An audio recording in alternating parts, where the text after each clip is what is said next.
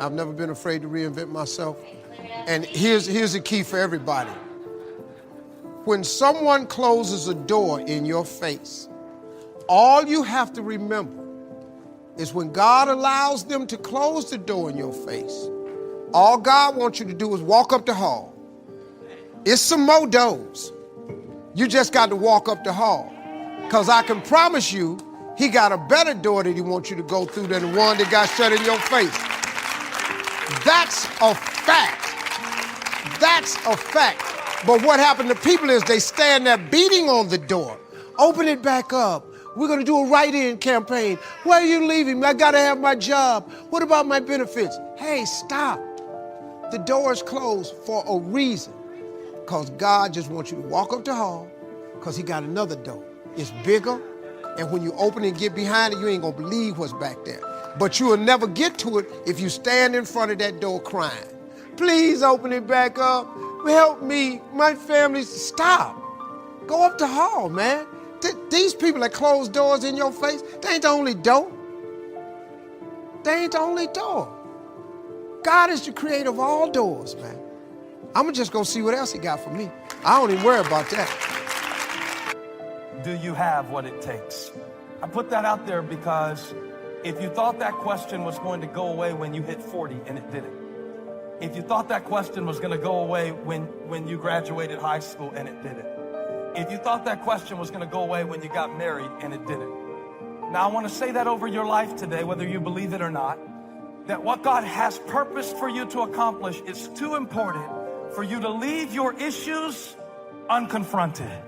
Sometimes you've got to take a stand for what you know God has called you to do.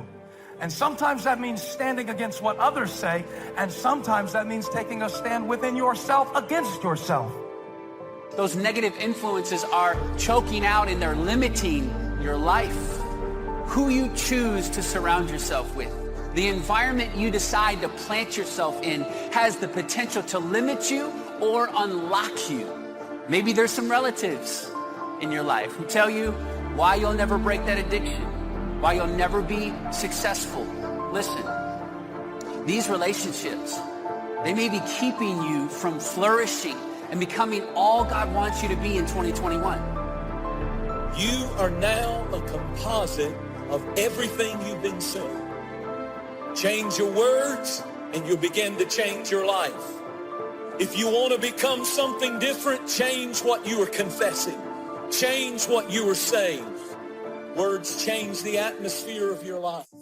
Your current situation is not in charge of your future destination. Get your hopes up. Start believing. Start expecting. Expectation means to live life with an anticipation that I'm believing for more. It's time to raise your expectation. This word expectation, it is the ingredient of faith. We all go through things that are unfair. People that do us wrong. The company let us go. We came down with an illness. It's easy to live with a victim mentality, thinking we're at a disadvantage. We were shortchanged. We can't do anything great. Look at how we were raised. We can't love again. The last person hurt us. We can't live happy. We've been through too much. As long as you accept that you're a victim, you're going to get stuck. You may have been through unfair situations, but don't use it as an excuse to feel sorry for yourself, to give up on life, to not pursue your dreams. You, friend, are a seed. You are full of potential, full of gifts, full of purpose. But if you plant yourself in unhealthy soil, if the environment and relationships you choose to surround yourself with aren't healthy, or they're filled with compromise and negativity, an environment with limited mindsets telling you what you can't accomplish, pulling you down, then you won't see the growth that you've been designed to experience. What's most important is just keep focused and allowing yourself to be fueled by your faith. Yes, your faith is a down payment on your future. Focus on your faith, not your problems. Focus on your faith, not your bills. Focus on keeping yourself strong, living yourself and living from the inside out. Because the problems and challenges, they will always be there. Dimples was right when he had that song. If it ain't one thing, it's another. That's absolutely true. Most people really want their lives to count. We want our lives to matter. We want to feel useful. We want to make a difference. We don't want to waste our lives. Instead, we want our lives to be productive. And you know, the people who are productive are the happiest when they're actually being productive. You're more happy when you are being more productive. Productivity is always about making the most of what you've been given. And this is true not just of people, but also businesses and organizations, even nations. If you don't try to create the future you want, you must endure the future you get. I'm not creating my own future.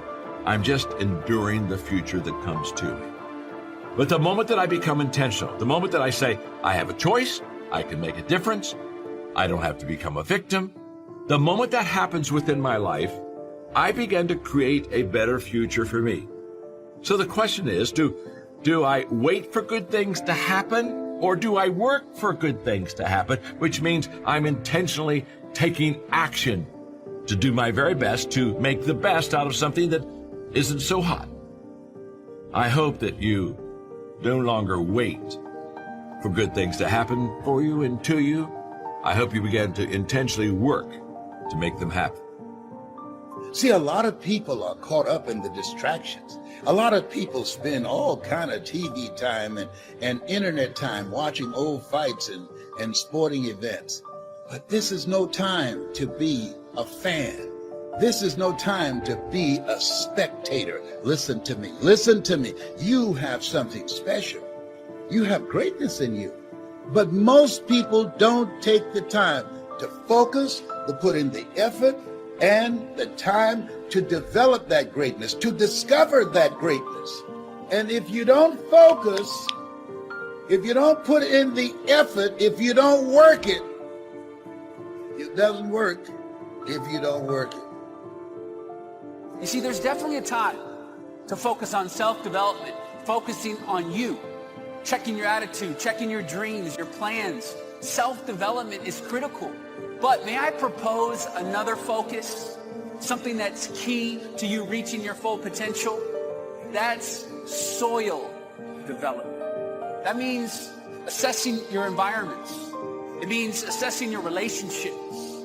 Friend, you need to be selective right now with whom you give your time, energy, and attention to. Your potential, your dreams, they're real, but it may not be able to be realized in the limited environment that you're in right now. And if you have this kind of mindset, there are things that God is going to do through you, for you, as you. And have this mindset. Even if you don't have two pennies to rub together, have this mindset. Even if you're going through foreclosure, I've been through that. All that, it doesn't mean anything. What matters most, not what happens to you, but what happens in you. Do what you have to do to reach your goal, to reach your dream, to change your life. Do what you have to do. No matter how pessimistic, no matter how negative it looks today, you're going to come back. It's a time of the comeback. It's time to get up off the mat.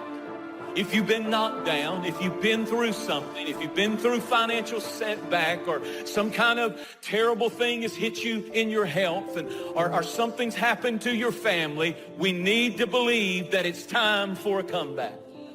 It's no time to quit. It's no time to give up. It's no time to moan and groan. It's a time of the comeback. Wherever I go, I always want to start off with passion, because I believe that passion and enthusiasm really makes a difference between people who succeed in life and people who just coast through life. Because the thinking and behavior that got you to where you are today is not the thinking and behavior that you will need to stretch to where you need to grow tomorrow. It doesn't matter where you come from, doesn't matter what you've been through. The only thing that matters is, do you have a dream? Are you willing to work hard? If you're not getting up every morning, and if you're not looking yourself in the mirror and saying, how am I going to change today? What new things am I going to learn today? How am I going to strive to go to the next level? If you're not doing that on a daily basis, this world is going to pass you by. That the secret to all success in life is this thing called problems. We believe that problems, crisis brings out the best in us. And people live frustrated lives, though, because so many people don't understand problems and challenges. We hear this, hey, don't talk to me, that's Joe's problem. You see, when we go up that ladder of success, we are going up that ladder of success because we have decided that we are going to step up and shoulder our share of the problems. When you never ever give up, you become wiser, you become stronger. And the people with resources, the people with ideas will come alongside of you. Don't ever look at problems as adversities. Look at them as opportunities. And even the good Lord, when we're praying to the good Lord.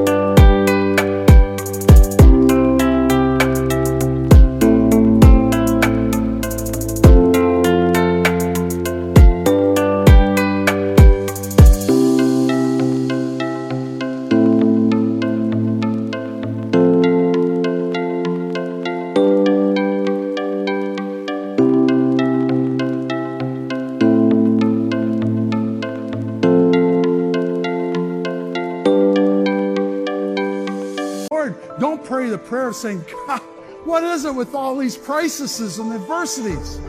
In your good book it says blessings and abundance are yours. But where is it, dear God? We need the abundance. And the good Lord, he's looking down and he said, hey, don't give up on that crisis because I made that one just for you. You're going to learn a lot. You're going to get stronger. That's just kind of the way that life works sometimes. When things go wrong, they always seem to happen at once, and they just compound on top of each other. And it's pretty easy sometimes to feel beaten when you're faced with all those issues and all those problems, and they all hit you at the same time. But that doesn't mean give up. In fact, it means the opposite. It means it's time for you to fight harder, to dig in. It means it's time for you to go on the warpath. And that starts with one of the fundamental laws of combat leadership: prioritize and execute. What's the biggest problem? What's causing the most stress? Family? Okay. Sit them down.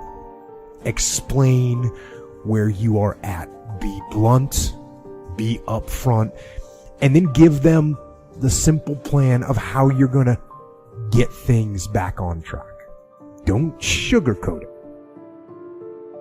You give it to them straight. Next, you got some late payments. Call those creditors up. Explain to them what's going on. Set up some kind of a minimum payment plan, so you can start making some progress and get them off your back. And then you got your job. Right? You're falling behind at work. Okay, talk to your boss. Face it. Tell him that you're going to step up your game. Tell him you're going to be at work early, you're going to be at work late, you're going to be at work during lunch, you're going to be wherever you need to be whenever he needs you to be there. Tell him you're going to get after it. And tell him that you're 100% committed to supporting him and the company and the mission. And then you get started. And I'm going to tell you right now, it won't be easy. It will be hard because life is hard. That's what life is. And these challenges that you face, They're going to do their best to take you down. Do not let them. Stand up, dig in.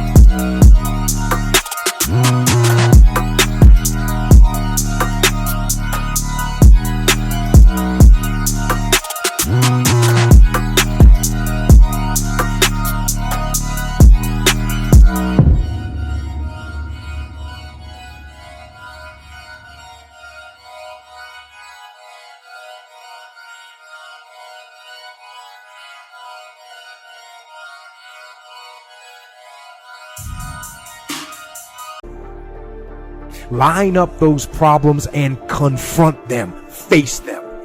Fight them. Do not let them bring you down. In fact, let those challenges raise you up. Let them elevate you. Let their demands and their trials make you stronger. Let the adversity you face today turn you into a better person tomorrow. So in the future, you look back at these struggles and you say to them, thank you. You made me